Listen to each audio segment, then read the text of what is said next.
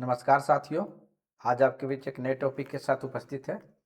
आज का टॉपिक है स्टेट्स एंड यूनियन टेरिटरीज, यानी कि राज्य और केंद्र शासित प्रदेश के बारे में हम लोग आज स्टडी करेंगे। मूलतः इस टॉपिक में हम लोग आर्टिकल 1 से लेकर 4 तक के बारे में स्टडी करेंगे। ठीक है, बारी बारी से हम लोग आगे चलते हैं। तो आर्टिकल 1 की अगर बात करें तो आर्टिकल 1 में सबसे पहले यह डिफाइन किया गया है कि इंडिया डेट इज भारत। ठीक है, आप यहाँ पर देख सकते हैं कि भारत अर्थात इंडिया राज्यों का संघ होगा, यूनियन ऑफ स्टेट, यानी shall be union of states.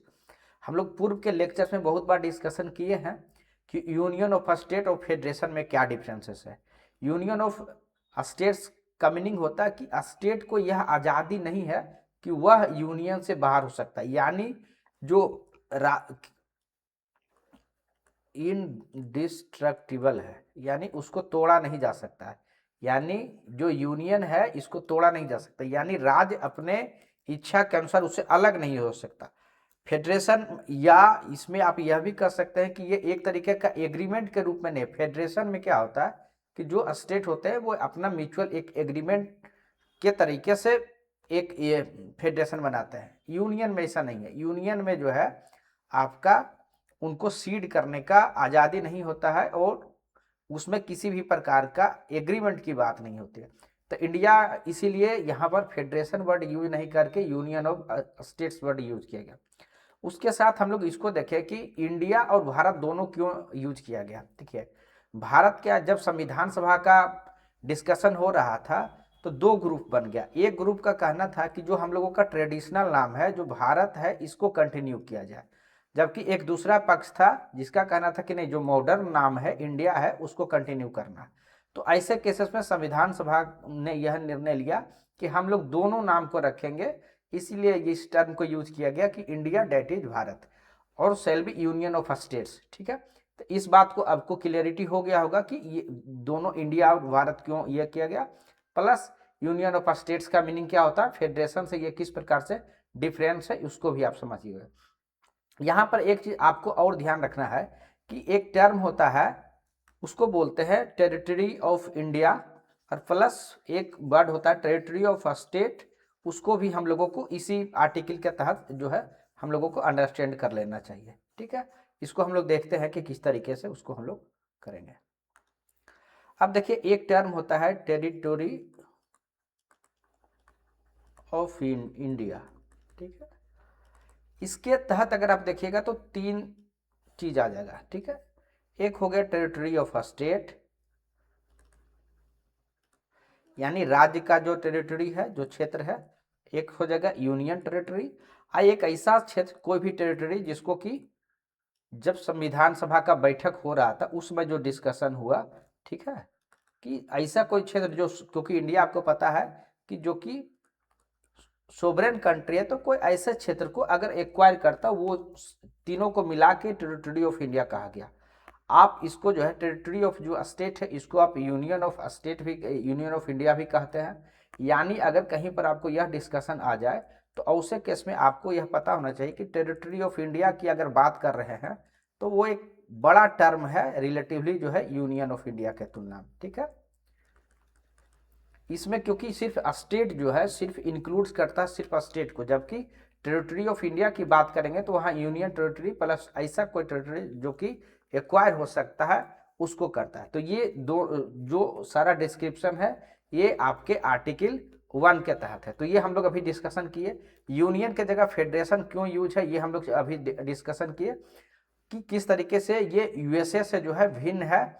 हम लोगों का यूएसए में क्या है, फेडरेशन है, जबकि यहाँ पर यूनियन ऑफ जो है स्टेट्स है। हम लोग इस बात का डिस्कशन किए कि किसी को जो राइट नहीं है कि सिसीड करने का, अलग होने का अधिकार नहीं है। इंडिया के केस में हम लोग यह भी चर्चा किए कि किस तरीके से यह indestructible union of destructible state है। अभी आपको यह समझ में आ गया होगा कि राज्य को अलग, जो कंट्री है उससे अलग राज्य नहीं हो सकता है, लेकिन डिस्ट्रक्ट राज्य को किया जा सकता। तो वो हम लोग आगे के आर्टिकल में देखेंगे कि किस तरीके से पार्लियामेंट को यह पावर है कि राज्य को जो है साइज बढ़ा सकता है, घटा सकता है। ये हम लोग आगे के आर्टिकल में इस बात की चर्चा करेंगे। ठीक है, तो ये हम लोग जो है अभी तक डिस्कशन किया, ये आपको अभी तक क्लियर हो गया होगा। ठीक है, उसके आगे हम लोग अगर उसकी चर्चा करें कि यूनियन टेरिटरी और स्टेट में क्या डिफरेंस होता है, तो इसमें आपको बेसिक समझ होना चाहिए कि जो स्टेट होता है वो फेडरल सिस्टम का पार्ट होता है। क्यों? क्योंकि वह जो पावर है ना, वो पावर का डिस्ट्रीब्यूशन होता है। ठीक है, आपको पता है कि स्टेट लिस्ट है और सेंट्रल लिस्ट है, तो दोनों का सूची अलग है और अलग विषय पर दोनों कानून बनाता है। लेकिन यूनियन टेरिटरी के केस में क्या होता है, केंद्र शासित प्रदेश के केस में क्या होता है कि सारा जो कानून है वो एडमिनिस्ट्रेशन कहाँ से होता है, एडमिनिस्ट्रेड बाय किसके द्वारा होता है, वो सेंट्रल गवर्नमेंट के द्वारा होता है। ठीक है, अगर हम लोग अभी वर्तमान स्थिति की बात करेंगे तो 28 स्टेट है, 8 यूनियन टेरिटरी है। ठीक है, यानी जो आपका हम लोगों का आर्टिकल 1 है, इसमें आपको दोनों चीज पता चल गया कि किस तरीके से नाम क्या है इंडिया का, प्लस जो है उसका जो टेरिटोरियल जुरिस्डिक्शन है, ये आपको आर्टिकल 1 से ही आपको देखने को मिलेगा कि किस राज्य का कहाँ तक जो है उनका क्षेत्र है। ठीक है, तो यहाँ हम लोग अभी तक देख लिए। उसके अब आगे के आर्टिकल 1 जो है आपको इतना ही चीज जो है बताता है। उसके आगे अब हम लोग चलते हैं। ठीक है, तो ये हम लोग अभी डिस्कशन किए कि किस तरीके से article name and territory of union के बारे में डिस्कशन करता है। अब हम लोग चलते हैं कि आर्टिकल 2 क्या कहता है। आर्टिकल 2 में यह बात है कि आर्टिकल 2 इंपावर करता है, पार्लियामेंट को यह इंपावर करता है, यानी पार्लियामेंट के पास उस तरीके का की शक्ति है कि अगर कोई राज्य यानी या कोई क्षेत्र को अगर इंडिया में शामिल करना है, ठीक है, एडमिट करना है यूनियन ऑफ इंडिया में। ठीक है, वर्ड याद रखिएगा, यूनियन ऑफ इंडिया। ठीक है, टेरिटरी ऑफ इंडिया नहीं लिख रहे हैं, यूनियन ऑफ इंडिया, तो इस बात को ध्यान रखिएगा। या फिर आपको एस्टेब्लिश करना है न्यू स्टेट। ठीक है,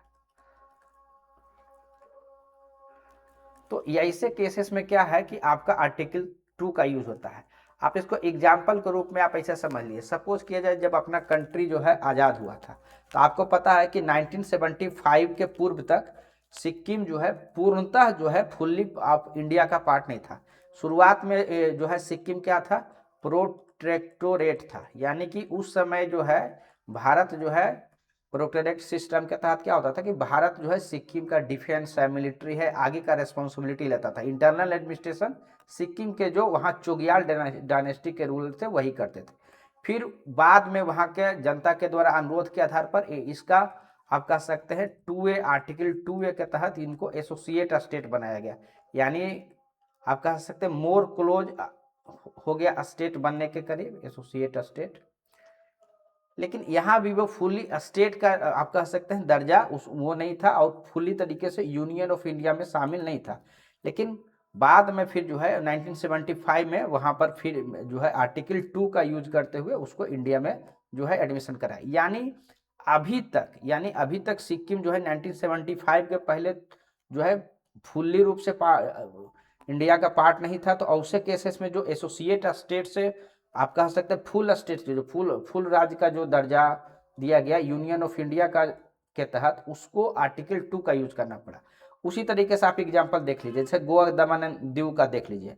1961 के पहले क्या था कि वो वहाँ पर पुर्तगीज कॉलोनी था, तो वो जब शामिल किया गया तो वहाँ पर क्योंकि वो पहले से नहीं था, तो ऐसे केस में हम लोगों को कौन से आर्टिकल का यूज करना पड़ेगा, आर्टिकल 2 के तहत उनको जो है इंडिया का पार्ट जो है बनाया गया। तो ये पार्लियामेंट के पास ये पावर है आपका आर्टिकल 2 के तहत। तो इस बात को आप जो है ये आपको क्लैरिटी रहना चाहिए कि सर आर्टिकल 2 और 3 में दोनों में आपका माइनर डिफरेंसेस है, उसको आपको समझने के लिए एग्जाम्पल से आप इसको रिकॉल कीजिएगा तो ज़्यादा अच्छे से ध्यान रहेगा।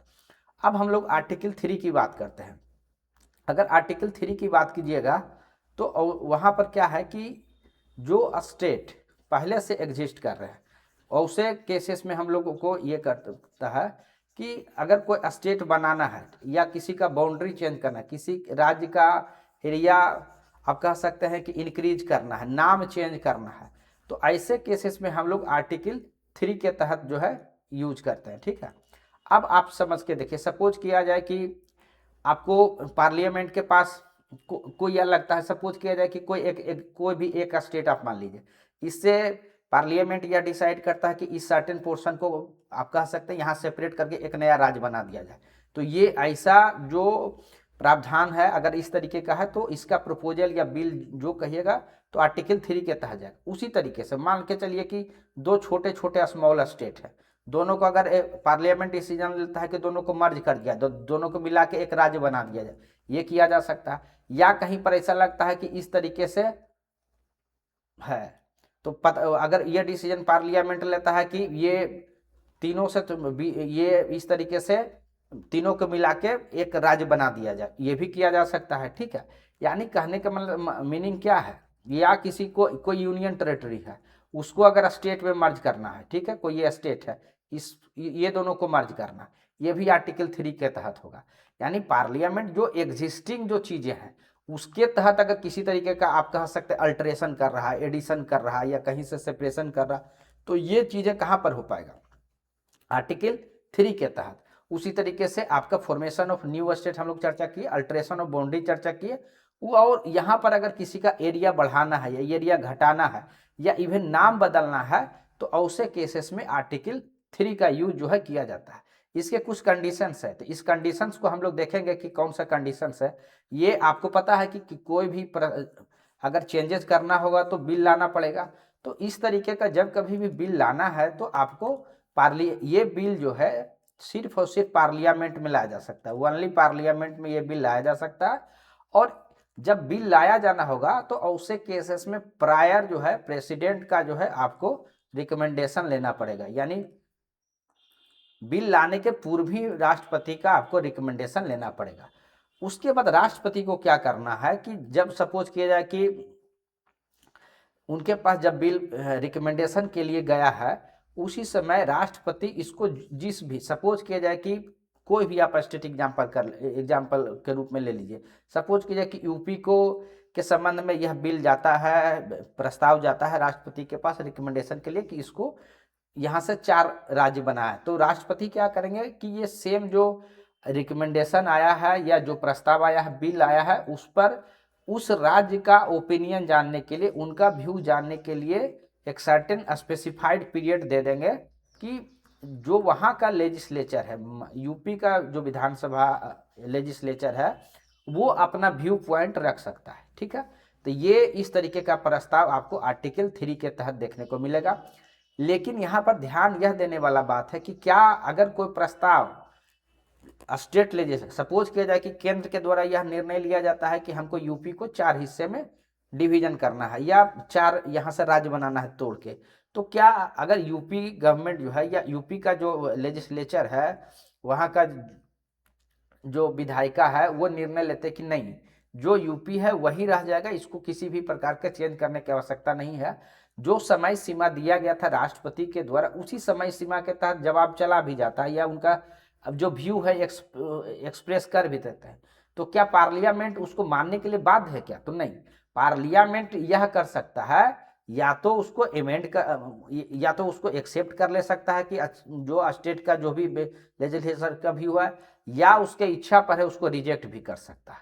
ठीक है, तो आप समझ सकते हैं कि आपको किस तरीके से पार्लियामेंट को जो है आप कह सकते हैं कि पावर दिया हुआ है स्टेट के केस में। वहीं अगर यूटी है, सपोज किया जाए कि कोई यूनियन टेरिटरी है, इसको स्टेट में मिलाया जाना है, तब तो राष्ट्रपति को इसको रिफरेंस के लिए भी नहीं भेजना। अगर किसी राज्य के साथ है तब तो राष्ट्रपति उसको रिफरेंस के लिए, यानी आप कह सकते हैं उसके व्यू प्राप्त करने के लिए एक समय सीमा देते हुए भेज सकते हैं। लेकिन यूटी के केस में तो यह भी जरूरी नहीं है। तो यहाँ से आप अगर इन चीज़ों को देखे होंगे तो उससे क्या लग रहा है, आपको यह क्लियर लग रहा होगा कि जो पार्लियामेंट है उसके पास तो इतना पावर है कि जो भारत का मैप है उसको, वो पॉलिटिकल जो मैप है उसको चेंज कर सकता है। आप तो ये आप इससे यह पता चलेगा कि राज्य जो है डिस्ट्रक्टेबल है, यानी राज्य जो हम लोग फर्स्ट पेज पर जो हम लोग स्टडी किए थे कि इंडिया जो है इनडिस्ट्रक्टिबल है, लेकिन राज्य जो है आपका डिस्ट्रक्टिबल। तो आप देख सकते हैं कि कितना आसानी से राज्य का जो है आप कह सकते हैं बाउंड्री चेंज हो सकता है, नाम चेंज हो सकता है, एक राज्य को दूसरे राज्य से मिलाया जा सकता है, मर्ज किया जा सकता है, या एक बड़े राज्य से छोटे राज्य को जो है सेपरेट किया जा सकता है। तो ये सारा चीज बहुत आसानी से जो है आपका किया जा सकता है। यानी आप कह सकते हैं राज्य का जो टेरिटोरियल इंटीग्रिटी है, यानी जो उसका क्षेत्र है, वह जो है आप कह सकते हैं कि फिक्स नहीं है, गारंटीड नहीं है। राज्य का अगर आप टेरिटोरियल इंटीग्रिटी की बात कीजिएगा तो वो आपका गारंटीड नहीं है, यानी पार्लियामेंट को यह पावर है कि उसको चेंज कर सकता है, ठीक है। वही अगर यूएसए से तुलना कीजिएगा तो वहाँ का जो स्टेट का जो बाउंड्री है या स्टेट का जो सीमा है, जो वहाँ का टेरिटोरियल इंटीग्रिटी है वो इंटैक्ट रहेगा, ठीक है। तो आप इससे यह भी पता चलता होगा कि जो यूएसए का फेडरलिज्म है, यूएसए का जो फेडरल है, जो पावर वहाँ उस तरीके का पावर नहीं है। तो इंडिया में यह भी अब हम लोग पूर्व में चर्चा किए कि किस तरीके से पावर जो है इंडिया के केस में, फेडरेशन तो है लेकिन टिल्ट है कहाँ पर, केंद्र के तरफ, ठीक है। इस बात को जो है आपको ध्यान रखना। तो इंडिया के केस में हम लोग यह चर्चा कर दिए कि इनडिस्ट्रक्टिबल यूनियन है और डिस्ट्रक्टिबल स्टेट है, और यूएसए के केस में क्या है, इनडिस्ट्रक्टिबल यूनियन है और लेकिन वहां पर राज्य भी इनडिस्ट्रक्टिबल है। तो इस बात को आपको ध्यान रखना है, ठीक है। अब हम लोग उसके आगे चलते हैं आर्टिकल 4 के बारे में, ठीक है। ये तो बिल अभी तक यह देख लिए हम लोग कि किस तरीके से बिल लाया गया, किसी कहीं पर अगर बिल लाया जाना है पार्लियामेंट में तो बिल आ गया। अब उसके बाद राज्य के पास रेफरेंस के लिए चला गया। अब उसके आगे हम लोग देखेंगे कि कितना बहुमत चाहिए, किस तरीके से उनको बहुमत चाहिए, तो ये इसके बारे में हम लोग स्टडी करेंगे, ठीक है। तो यहाँ पर आप देखिए मात्र सिंपल मेजोरिटी से अगर कोई बिल पास हो जाता है तो वो आप कह सकते हैं राज्य का निर्माण हो जाएगा। यानी एक देखिए इंडिया के केस में क्या है, अगर कोई अमेंडमेंट होता है तो उसको माना जाता है आर्टिकल 368 के तहत अगर अमेंडमेंट होगा तो उसके प्रावधान, वहां पर दो तरीके का डिस्कशन हम लोग किए थे। एक वहां पर जरूरत पड़ता है स्पेशल मेजोरिटी का, और एक दूसरा केस है जहां पर कि स्पेशल मेजोरिटी प्लस आधे से अधिक राज्यों का आप कह सकते से रेटिफिकेशन होना चाहिए। तो उसको बोलते हैं अमेंडमेंट अंडर आर्टिकल 368। लेकिन यहाँ पर मात्र सिंपल मेजोरिटी से जो है चेंज हो जा रहा है, तो इसीलिए इसको कहते हैं कि जो अमेंडमेंट होता है इसको आर्टिकल 368 के अंतर्गत नहीं माना जाता, यानी बहुत ही सिंपल मेजोरिटी से इसको ये कर दिया जाता है, ठीक है।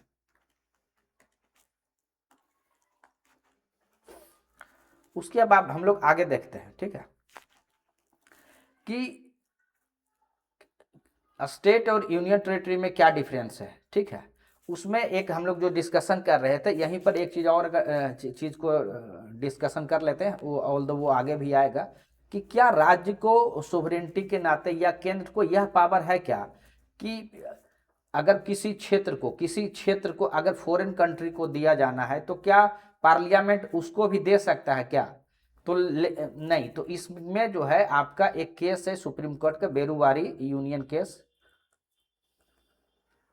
1969 का, ठीक है।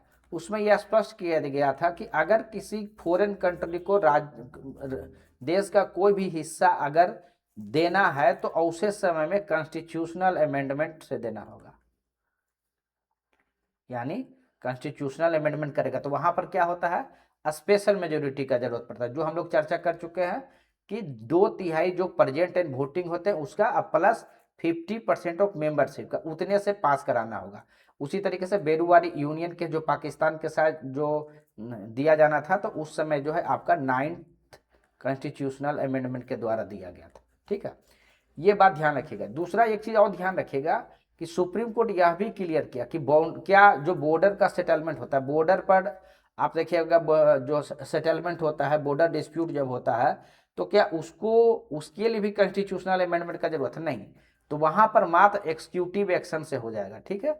इस बात को भी ध्यान रखिएगा कि अगर बॉर्डर डिस्प्यूट को लेकर सेटलमेंट है कहीं पर तो उसके लिए पार्लियामेंट में कॉन्स्टिट्यूशनल अमेंडमेंट लाने की जरूरत नहीं है, ठीक है। अब हम लोग थोड़ा सा देख लेते हैं कि एक पूर्व में इंडिया और बांग्लादेश का किस तरीके से इनक्लेव का एक्सचेंज हुआ था, क्योंकि वहां पर टेरिटोरी इंडिया जो है कुछ बांग्लादेश को दिया था, बांग्लादेश कुछ इंडिया को दिया था, तो यानी टेरिटोरियल एक्सचेंज था, इसलिए वहां पर कॉन्स्टिट्यूशनल अमेंडमेंट का जरूरत पड़ता और उसको 100 कॉन्स्टिट्यूशनल अमेंडमेंट के तहत किया गया था, ठीक है। 100वां हम लोगों का संविधान संशोधन था। इंडिया और बांग्लादेश के बीच बहुत लंबे समय से इनक्लेव के लेकर इशू चल रहा था, इसको जो है फाइनली 2015 में जो है समाप्त किया गया। लैंड बाउंड्री एग्रीमेंट उसको बोलते हैं, शॉर्ट में LBA आप ध्यान रख सकते हैं। ये करेंट अफेयर्स में जब का टॉपिक था, लेकिन अब तो बहुत पुराना हो गया, तो ये स्टैटिक का पार्ट हो गया, ठीक है। तो ये 2015 में 100वें संविधान संशोधन के द्वारा किया गया। अब हम लोग देखते हैं कि स्टेट और यूनियन टेरिटरी में क्या डिफरेंस है। देखिए, अगर आप राज्य के साथ अगर संबंध की बात कीजिएगा, स्टेट का, तो देखिए फेडरल है। फेडरल कहने का मीनिंग क्या है, संघीय का मीनिंग क्या होगा कि डिवीजन ऑफ पावर है, ठीक है। लिस्ट, सेंट्रल लिस्ट है आपका, स्टेट लिस्ट है, दोनों का जो है आप कह सकते हैं बंटवारा हो, शक्तियों का बंटवारा है। यहाँ पर क्या है, यूनियन टेरिटरी में क्या है, ये किसके द्वारा एडमिनिस्ट्रेट होता है, तो सीधा केंद्र के द्वारा, यूनिटरी संबंध है। ऑटोनॉमी आप इस क्लियरली समझ सकते हैं कि हाँ, राज्य को टू लार्जर एक्सटेंट जो है ऑटोनॉमी है, और यूनियन टेरिटरी तो एडमिनिस्ट्रेट ही करता है केंद्र सरकार के, केंद्र के द्वारा, तो वहाँ पर ऑटोनॉमी नहीं है। यहाँ पर इसके प्रमुख कौन होंगे, हेड कौन होंगे, यहाँ पर गवर्नर होंगे। वहाँ पर जो है अलग अलग नाम है, एडमिनिस्ट्रेटर कहीं पर है, कहीं लेफ्टिनेंट जो है गवर्नर है, तो वो हम लोग आगे देखेंगे कि कौन से जो है यूटी में किस नाम से हम लोग उनको जानते हैं। जो लॉ मेकिंग पावर है राज्य में, आपको पता है कि जो है अगर पार्लियामेंट नहीं है तो उसे केस में जहाँ पर आप जो लेजिस्लेचर है उनको बनाने का होता है, और यहाँ पर किनको पास पावर है, तो पार्लियामेंट के पास पावर है। तो ये भी आप लोगों को ध्यान रखना है, स्टेट और यूनियन टेरिटरी से संबंधित, ठीक है। आगे हम लोग देखते हैं। अब हुआ क्या था कि आप इसको हम लोग देखते हैं कि हम लोगों का राज्य और जो यूटी है ये किस तरीके से, इसका इवोल्यूशन कैसे हुआ। तो हुआ, जब हम लोगों का देश आज़ाद हुआ तो तीन तरीके के, आपको दो तरीके का चीज़ देखने को मिलेगा। एक है ब्रिटिश इंडिया का प्रोविंसेस देखने को मिलेगा, सेकंड मिलेगा आपको प्रिंसली स्टेट देखने को मिलेगा। तो जब इंडिपेंडेंस 1947 का इंडिपेंडेंस एक्ट बना, तो उस समय जो प्रिंसली स्टेट था, इनको यह आज़ादी दिया गया था कि दो डोमिनियन, इंडिया या पाकिस्तान जो है, दोनों में से इनके ये फ्रीडम दिया गया था कि जिसको आप ज्वाइन करना चाहते हैं ज्वाइन कर सकते हैं। तो उस समय 552 जो है प्रिंसली स्टेट थे, 549 जो है इंडिया में स्वेच्छा से जो है आप कह सकते हैं ज्वाइन कर लिए। तीन जो प्रिंसली स्टेट थे, इनको भी इंडिया में मिलाया गया, वो हम लोग पोस्ट इंडिपेंडेंस का हिस्ट्री क्लास में देखेंगे। शॉर्ट में आपको बता रहा है कि हैदराबाद को मिलाया गया वो पुलिस सेक्शन के द्वारा, ठीक है, हैदराबाद को। उसी तरीके से जूनागढ़ में आपका रिफरेंडम कह सकते हैं या प्लेबिसाइड के द्वारा आप कह सकते हैं, जहाँ की पब्लिक वोटिंग हुआ और अधिकतर लोगों ने इंडिया में यह राय व्यक्त किया कि इंडिया में मिलना है, तो उस आधार पर जूनागढ़ हुआ। JNK जम्मू कश्मीर जो है इंस्ट्रूमेंट ऑफ एसेशन बोलते हैं, इंस्ट्रूमेंट ऑफ एसेशन, उसके माध्यम से इंडिया का पार्ट हुआ।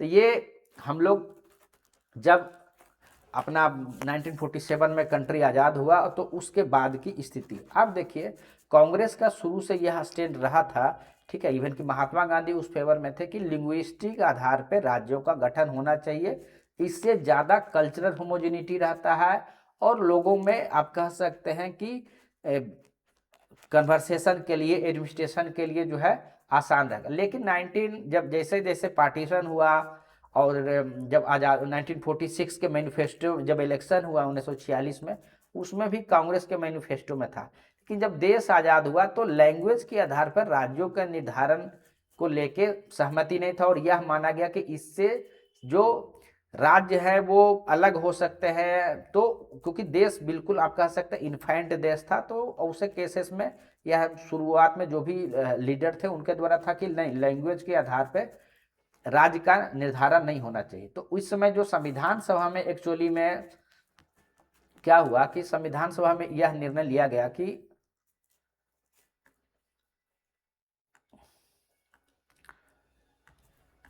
जो उस समय के प्रिंसली स्टेट थे या ब्रिटिश इंडिया थे या चीफ कमिश्नर के जो क्षेत्र थे, उनको अलग अलग थे, उसको ABCD ग्रुप बोलते हैं, उस ग्रुप में डिवाइड कर दिया गया।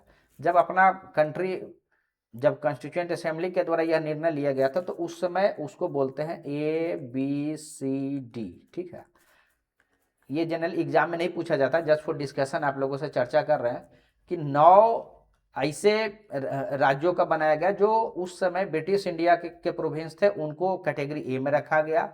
जो प्रिंसली स्टेट के थे उनको B में रखा गया, और जो चीफ कमिश्नर के स्टेट थे प्लस सम प्रिंसली स्टेट को ग्रुप सी में रखा गया और डी में अंडमान एंड निकोबार को रखा गया। ठीक है, ये स्थिति है जब 1950 में आप कह सकते हैं संविधान लागू हुआ, उस समय की स्थिति ये है। ठीक है, लेकिन हुआ क्या कि अलग अलग जो स्पेशली साउथ के स्टेट है उनके द्वारा यह डिमांड किया जाने लगा कि नहीं, लैंग्वेज के आधार पर राज्यों का आप कह सकते हैं फॉर्मेशन होना चाहिए। तो आपको पता है कि ये जो चीजें होता है, निर्णय होता है, तो कहीं ना कहीं कमीशन या कमिटी जो है बनता है। तो वो उस समय 1948 में जून में आपका धर कमीशन का गठन होता है।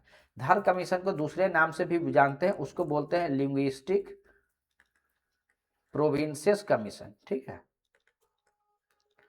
अब 1948 में जब इसका हुआ तो उसके चेयरमैन थे आपके एस.के. धर। इन्हीं के नाम पर यह फेमसली जो है धर कमीशन के नाम से जाना जाता है। इसने लैंग्वेज के आधार को राज्यों को आप कह सकते हैं निर्माण के लिए उसको रिजेक्ट कर दिया और प्रशासनिक जो सुविधा है उसको प्राथमिकता दिया कि राज्यों का जो गठन होना चाहिए वो एडमिनिस्ट्रेटिव कन्वेनियंस के हिसाब से होना चाहिए, ना कि लैंग्वेज के आधार पर होना चाहिए। इसके कारण क्या हुआ कि रिसेंटमेंट बढ़ गया लोगों में, जो है आप कह सकते हैं गुस्सा था इन चीज़ों को लेके। तो पुनः एक दूसरी कमेटी का निर्माण हुआ, उसको बोलते हैं JBB कमेटी। जे से हो गया जवाहरलाल नेहरू, ठीक है, V से हो गया वल्लभ भाई पटेल और P से हो गया पट्टाभी सितार मैया। ये तीनों पता है कि आपको बहुत ही प्रोमिनेंट जो है फ्रीडम फाइटर थे। इनके आप कह सकते हैं 3 सदस्यीय कमेटी का गठन हुआ और इन्होंने भी अपना रिपोर्ट जब दिया 1949 में तो ये लैंग्वेज को आधार मानने से रिजेक्ट कर दिए, क्योंकि उस समय इस जो है यह माना जा रहा था इससे जो है डिवीजन का चांस बढ़ सकता है या आपका सेपरेशन का जो है भावना बढ़ सकता है। तो इन चीज़ों को ध्यान में रखते हुए धर कमीशन प्लस JBB कमेटी दोनों जो है लैंग्वेज को आधार मानने से मना कर दिया। लेकिन बात यहाँ नहीं रुका। एक देखिए आंध्र प्रदेश में बहुत ही एक आंदोलन चल रहा था, उसको लीड कर रहे थे, उनका नाम था पोट्टी श्रीरामल्लू। ठीक है, उन्होंने 56 दिन का हंगर स्ट्राइक किया। ठीक है, कि जो वहाँ के तेलुगु भाषी हैं उनको मद्रास से अलग करके जो है जो तेलुगु भाषी है उनके लिए अलग स्टेट चाहिए था। ठीक है, अब हुआ क्या कि 56 दिन के हंगर स्ट्राइक के बाद उनका डेथ हो गया। डेथ होने के बाद आप कह सकते हैं इसके कारण जो है आप कह सकते हैं उस समय केंद्र को जो है फोर्स होना पड़ा और 1953 में भाषा के आधार पर आपको फर्स्ट लिंग्विस्टिक स्टेट बनाना पड़ा। ठीक है, अब क्या हुआ जब आंध्र प्रदेश का गठन हुआ भाषाई के आधार पर, तो ये चीजें जो अन्य राज्य में था वो और तेजी पकड़ लिया ये मूवमेंट। तो फाइनली क्या होता है, एक और कमेटी का गठन होता है, उसको बोलते हैं फैजल अली कमीशन। फैजल अली कमीशन का एक दूसरा नाम भी है, उसको बोलते हैं स्टेट्स रीऑर्गेनाइजेशन कमीशन। ठीक है, तो इसके द्वारा इसमें 3 चेयरमैन थे फैजल अली, इसके मेंबर थे KM पनिक्कर और HN कुंजरू करके इनके मेंबर थे। फैजल अली कमीशन के द्वारा यह एक्सेप्ट कर लिया गया कि लैंग्वेज को आधार मान लिया गया, लेकिन इसने इस बात को रिजेक्ट कर दिया कि भाषा के आधार पर, मतलब वन लैंग्वेज वन स्टेट को ये कर दिया। नहीं तो आप सोच के देखिए इंडिया में कितना भाषा था, कितना राज्य हो जाता। तो ऑल्दो भाषा के आधार को एक्सेप्ट कर दिया गया, लेकिन सर्टेन कुछ कंडीशन दिए गए कि इस तरीके से राज्यों का निर्माण होना चाहिए कि हमारा यूनिटी और इंटीग्रिटी जो है मेंटेन रहे, हम लोगों का linguistic and cultural homogeneity maintain रहे, उसी हिसाब से होना चाहिए। ऐसा नहीं वन लैंग्वेज वन स्टेट के आधार पर अगर कोई डिमांड करे तो उसको आउटराइटली उसको स्क्रूटनी करके ही जो है आपका राज्य का निर्माण होगा ये। ठीक है, तो उसी तरीके से अगर निर्माण हो रहा तो उस राज्य का फाइनेंशियल इकोनॉमिक एडमिनिस्ट्रेटिव कंसिडरेशन भी किया जाएगा। ठीक है, और उस राज्य में जो वेलफेयर जो लोग हैं उनके भी वेलफेयर की बात की जाएगी। तो फैजल अली कमीशन ने लैंग्वेज को एक्सेप्ट तो कर लिया, लेकिन वन लैंग्वेज वन स्टेट के कंसेप्ट को नकार दिया। तो इसके बाद क्या हुआ कि बहुत सारे राज्य जो है वहां पर आप कह सकते हैं निर्माण हुआ और एक एक्ट उसके बाद आपका बनता है स्टेट रीऑर्गेनाइजेशन एक्ट 1956। अब फाइनली क्या होता है, अभी तक हम लोग जो अगर आप 56 के पहले देखिएगा तो किस तरीके से ग्रुप में था ABCD। ठीक है, उसको आप कह सकते हैं कि वो जो डिमार्केशन था खत्म हुआ और स्टेट रीऑर्गेनाइजेशन एक्ट के बाद 14 स्टेट और 6 यूटी के रूप में आपका फाइनली मतलब ये बना स्टेट रीऑर्गेनाइजेशन एक्ट 1956 के बाद, ठीक है। यानी 14 स्टेट और 6 यूटी का निर्माण हुआ, ठीक है। उसके आगे अब हम लोग चलते हैं। अब देखिए कि यहाँ पर आपको बहुत सारा चेंजेस देखने को मिलेगा, ठीक है। इसमें सारे का तो यहाँ पर आपको लिस्ट में नहीं दिया हुआ, आप जो भी बुक्स पढ़िएगा सारे का नाम दिया हुआ रहेगा। जैसे 1960 में महाराष्ट्र एवं गुजरात होता है, उसी तरीके से 61 में अगर आप देखिएगा तो दादर एवं नगर हवेली का निर्माण होता है। 62 में फिर गोवा दमन दीव होता है। 63 में अगर बात कीजिएगा तो नागालैंड होता है, ठीक है। 1971 में हिमाचल प्रदेश का फॉर्मेशन होता है। 1987 में मिजोरम, 2000 में छत्तीसगढ़, उत्तराखंड, झारखंड, 2014 में तेलंगाना, 2019 में जम्मू एंड कश्मीर एंड लद्दाख है यूटी, ठीक है। उसी तरीके से बहुत सारे जो राज्य है उनका नाम भी चेंज किया गया, उड़ीसा से उड़ीसा, पौंडीचेरी से पुडुचेरी, तो बहुत सारे उसी तरीके से आप देखेंगे यूपी का पहले नाम यूनाइटेड प्रोविंस था, उसको उत्तर प्रदेश का कहा गया। कर्नाटक का पहले नाम मैसूर था, ठीक है। वो उसके बाद अगर आप देखिएगा उत्तराखंड का पहले नाम उत्तरांचल था, ठीक है। तो ये बहुत सारा नाम और जो राज्य भी निर्माण हुए, ये सारा आपका कहाँ से हुआ होगा, तो हम लोगों को यह समझना है कि आर्टिकल 3 के तहत। ये तो डेट या जो आप कह सकते हैं कि डेट जो है या ईयर है, अगर आप याद रख सकते हैं तो अच्छी बात है, अन्यथा जनरली अभी तक एग्जाम में उस तरीके से तो सवाल नहीं देखे गए हैं, तो बहुत मैंडेटरी नहीं है आपको याद करना, ठीक है। इक्का दुक्का अगर सवाल आए होंगे तो उनको आप गो थ्रू कर सकते हैं प्रीवियस ईयर का, ठीक है। अब हम लोग इसके आगे चलते हैं कि exchange of territory and acquisition of, ये हम लोग चर्चा कर चुके हैं कि कोई भी जो संसद होता है विदेशी राष्ट्र को जो है उस तरीके से बिना कॉन्स्टिट्यूशनल अमेंडमेंट का आपको जो है हस्तांतरित नहीं कर सकता। हम लोग यह चर्चा किए कि किस तरीके से बेरूवारी यूनियन केस में 1960 में जो है सुप्रीम कोर्ट का जजमेंट था। लेकिन यहाँ पर यह भी आपको बताया कि किस तरीके से अगर सेटलमेंट ऑफ बाउंड्री का बात होगा तो वहाँ पर एक्सिक्यूटिव एक्शन से काम चल जाएगा, वहाँ पर कॉन्स्टिट्यूशनल अमेंडमेंट का जरूरत नहीं पड़ेगा, ठीक है। हम लोग यह भी चर्चा किए कि किस तरीके से इंडिया बांग्लादेश का जो इशू था इनक्लेव का 100वें संवैधानिक संशोधन के द्वारा ये जो है किया गया, ठीक है। सोवरेन कंट्री के नाते हम लोग यह भी चर्चा किए कि गोवा किस तरीके से शामिल हुआ, सिक्किम किस तरीके से 1975 में हुआ, ठीक है। तो ये सारी चीज़ें हम लोग जो है चर्चा कर चुके हैं, ठीक है। अब उसके आगे हम लोग देखते हैं स्टेट और यूनियन टेरिटरी के बारे में भी हम लोग डिस्कशन कर चुके हैं। तो ये रिलेशन जो है हम लोगों का फेडरल है, स्टेट के केस में। यूनियन टेरिटरी में आपको पता है कि एडमिनिस्ट्रेशन यूनियन के द्वारा तो यूनिटरी रिलेशन है, पावर डिस्ट्रीब्यूशन विद सेंटर है, यहाँ पर डायरेक्ट कंट्रोल है। यहाँ पर स्टेट में आपको ऑटोनॉमी जो है रहेगा स्टेट के पास, यहाँ पर ऑटोनॉमी नहीं रहेगा, ठीक है। यूनिफॉर्मिटी इन एडमिनिस्ट्रेटिव सेटअप रहेगा, ठीक है। लेकिन यहाँ पर क्योंकि हर राज्य का अलग अलग जो है आप कह सकते हैं यूनिफॉर्मिटी नहीं रहेगा, क्योंकि एडमिनिस्ट्रेटिव सेटअप जो है अपना अलग अलग है, तो उस अनुसार से आपका यूनिफॉर्मिटी देखने को नहीं मिलेगा, ठीक है। यहाँ पर गवर्नर कॉन्स्टिट्यूशनल हेड होते हैं, यहाँ पर जो है आपको एडमिनिस्ट्रेटर होंगे, लेफ्टिनेंट गवर्नर जनरल होंगे, चीफ कमिश्नर होंगे। तो इस तरीके का जो है टर्म जो है आपको उसमें देखने को मिलता है, ठीक है। तो इस तरीके से हम लोग इस टॉपिक को जो है यहाँ पर आज एंड करेंगे। उम्मीद करेंगे कि अगर कोई टॉपिक जो भी क्वेश्चंस अगर इसमें आपको आएगा तो आप उस तरीके से ज़रूर सोल्व करने में संभव रहिएगा। इसमें जैसे आपका कुछ एग्जांपल्स दिया हुआ है कि कौन सा यूटी जो है जिसके पास अपना लेजिस्लेचर है, उसमें दिल्ली है, पुडुचेरी है, जम्मू कश्मीर है। कोई कोई जो हाई कोर्ट जो है कहीं कहीं यूटी के पास अपना हाई कोर्ट है, जैसे दिल्ली के पास अपना है, ठीक है। बाकी के पास क्या है कि उनको जो नियर बाई है उनसे उनको तय किया गया है, ठीक है। जो हाई कोर्ट उस अब टेरिटोरियल लोकेशन आप देखिएगा तो जहाँ पर वो स्थित है उनसे जो नज़दीकी हेयर हाई कोर्ट है उनसे जो है आपको टैग किया गया, ठीक है। तो यूटी में हाई कोर्ट किस तरीके से अवस्थित है ये कहीं कहीं प्रीलिम्स में पूछा जाता है। तो आप एक बार इस जो मैप है इसको आप अच्छे से देख लीजिएगा, लोकेशन जैसे दमन एंड दीव कहाँ है, लक्षद्वीप कहाँ है, पुडुचेरी कहाँ है, अंडमान निकोबार कहाँ है, तो जो नज़दीकी जो स्टेट है वहाँ के हाई कोर्ट से इनको टैग किया गया है, ठीक है। उस तरीके से चंडीगढ़ का है, तो ठीक है जिस तो ये आप जो है एक नज़र जो है आप ज़रूर अपने जो मैप है इंडिया का उसको देख लीजिएगा, तो ये अगर सवाल पूछा जाता है आप इजीली कर पाएगा। तो अभी तक हम लोग राज्य और यूटी के बारे में जो भी स्टडी किए, आर्टिकल 1 बहुत आपको अच्छे से क्लियर हो गया होगा, 2 क्लियर हो गया होगा, 3 क्लियर हो गया होगा, 4 क्लियर हो गया होगा। और उम्मीद करते हैं कि अब किसी भी प्रकार का इस टॉपिक से आपको कन्फ्यूजन नहीं रहेगा। अगर आप इस चैनल पर लगातार वीडियोस देखते हैं तो काइंडली वीडियो को लाइक कीजिए, अधिक से अधिक लोगों के बीच शेयर कीजिए और चैनल को भी सब्सक्राइब कीजिए, ताकि अधिक से अधिक लोगों तक इसका लाभ जो है पहुंच सकता है। किसी भी प्रकार का अगर आपको कमेंट या सुझाव देना है तो ज़रूर कमेंट बॉक्स में जो है दे सकते हैं।